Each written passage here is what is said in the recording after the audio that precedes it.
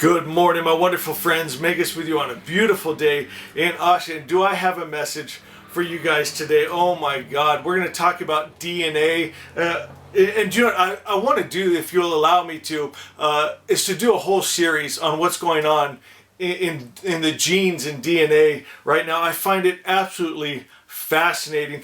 And what's crazy, you can do this stuff at home. You can make a home lab and do these things. My friends, we have the ability right now to go in and cut out parts of our DNA that have genetic sickness and disease and mental illness and replace it. And you can do this at home. I guarantee you they're going to start regulating this stuff hard. And we know from neuroscience that we can also do it just by reprogramming our own minds of what genes that our DNA strands that we open and close and let them express themselves or not express themselves. The information out there right now is amazing. But I want to show you in Matthew 13, Jesus talks about DNA here. Listen to this. This is going to blow your mind. It says, the kingdom of heaven is likened unto a man which sowed good seed in his field. Now, Jesus always talked in parables. We know this. He's not talking about a man sowing seeds. We're not talking farming here. This is soul. This is DNA. This is human farming. Okay, it says, but while men slept, his enemy came and sowed tares among the wheat. And I'll tell you what grabbed me right here. While men slept. That's why we're trying to get people to awaken all the time, right? Because men slept. And when they sleep, they allow the enemy into their minds and hearts. And we know that we create our world with our thoughts, with our mind, with our vibration.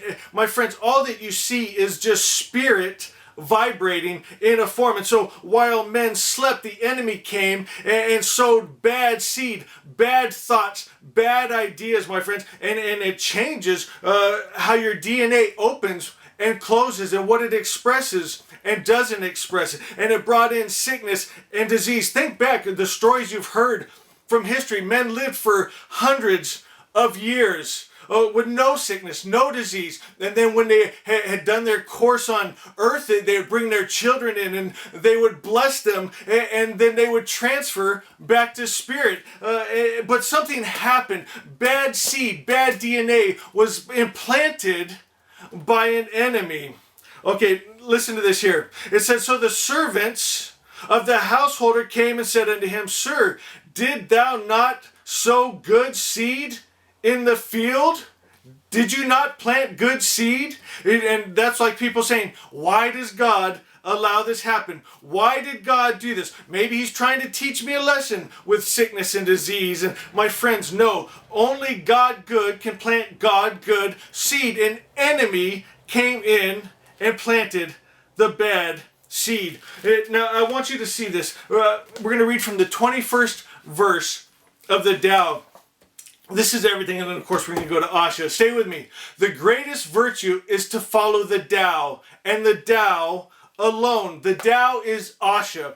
The Tao is the original Om. My friends, it's the perfect creator's perfect idea. The Tao here is the genes, the DNA, the creation, the good seed that a good God planted. Follow that alone, my friends. It says the Tao is elusive and intangible. Although formless and intangible, it gives rise to form. Oh my God, are you getting this, my friends? Tao, Asha, is spirit, my friends. It's intangible, but it gives rise to form.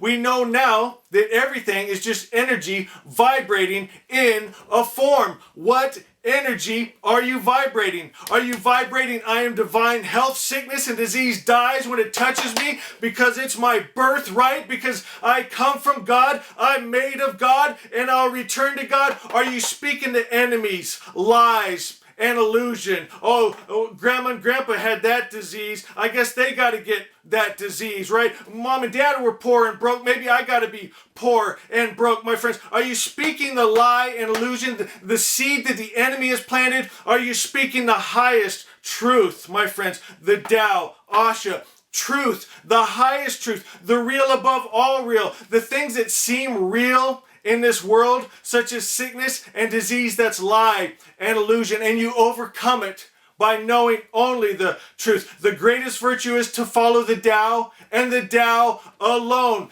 Asha 2, know only good, my friends. Okay, it says it gives rise to shapes. Although dark and obscure, it is the spirit, the essence, the life breath of all things. My friends, that's the seed we need to come back into contact with. It says throughout the ages, its name has been preserved in order to recall the beginning of all things. I love this. Listen to this. How do I know the way of all things at the beginning?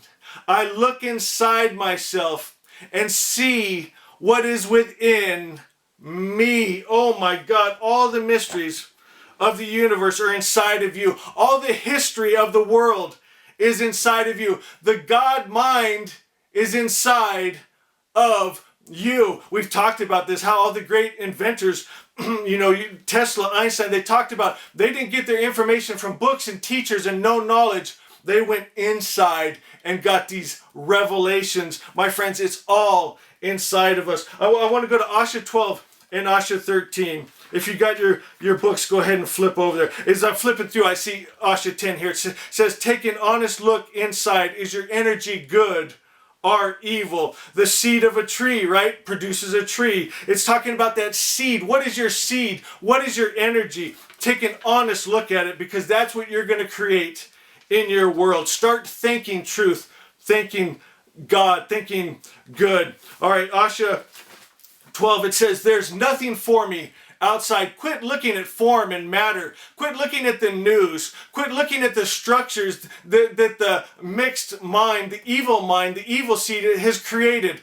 It's not fixed, my friend. Energy is fluid. You can change the form and matter and structure and systems by the energy that we vibrate. It says, I've spent too long looking outside myself, looking for meaning, purpose, affirmation, approval, love, truth, happiness, and God, just to find myself ever searching. So I quiet all the many thoughts and ideas and stories, all the lies that you've been told. Tell them to shut up, my friends. We don't want to hear that anymore. We're going to go inside. We're going to find the truth, because there's a book that the Creator put inside of us that is the highest truth, Asha, the Tao. It says, I go inside and there I see salvation.